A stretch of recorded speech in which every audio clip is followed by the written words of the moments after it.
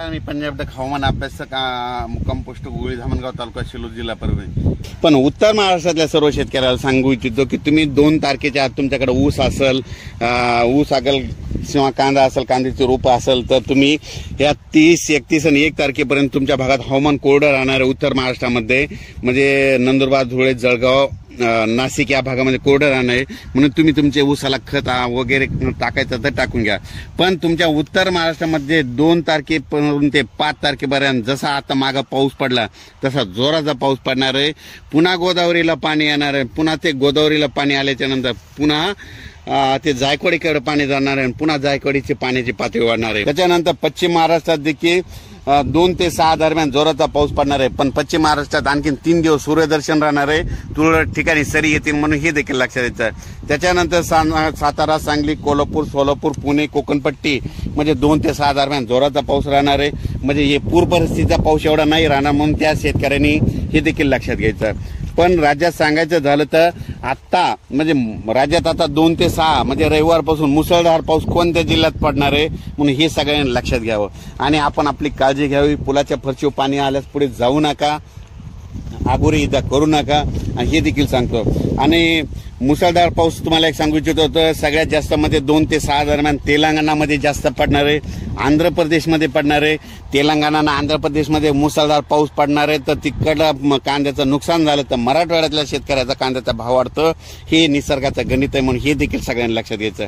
त्याच्यानंतर नांदेड, यवतमाळ, हिंगोली, वाशिम, परभणी, जालना, लातूर, बीड, धाराशिव, नगर, संभाजीनगर, जळगाव, धुळे, नंदुरबार, नाशिक, बुलढाणा, अकोला, अमरावती, नागपूर, वर्धा, भंडारा, गोंदिया मध्ये ह्या सगळ्या हे जितके नाव सांगितले त्या जिल्ह्यात मात्र 2 ते 6 दरम्यान मुसळधार पाऊस पडणार आहे, ओढे नाले वाहणारा पाऊस पडणार आहे। स्वतःची काळजी घ्यावी, विजा चमकत असताना झाडाखाली थांबू नये म्हणून हे देखील सांगतो।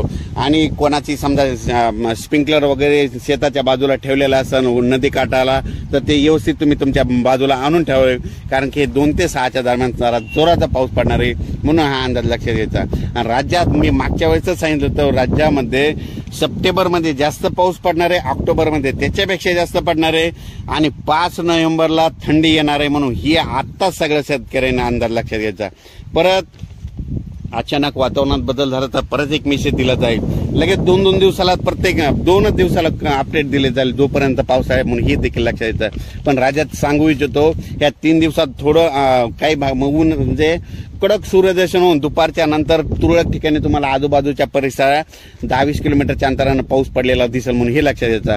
पण म्हणजे राज्यात सर्वत्र सांगायचं झालं तर सर्व दूर सांगायचं झालं तर 2 ते 6 दरम्यान राज्यात जोराचा पाऊस पडणार आहे म्हणून हे अंदाज लक्षात यायचा। गुजरातचे जर कोणी नातेवाईक असेल तर त्यांना देखील सांगा की तुमच्या गुजरातमध्ये देखील 2 ते 7 दरम्यान तुमच्याकडे जोरात पाऊस पडणार आहे। मध्य प्रदेशला कोणी तुमचे नातेवाईक असेल तर मध्य प्रदेशमध्ये तर खूपच मुसळधार पाऊस पडणार, अतिवृष्टी होणार आहे म्हणून हे अंदाज लक्षात यायचा। राजस्थानला देखील खूप पाऊस पडणार आहे म्हणून हे देखील लक्षात घ्यायचं।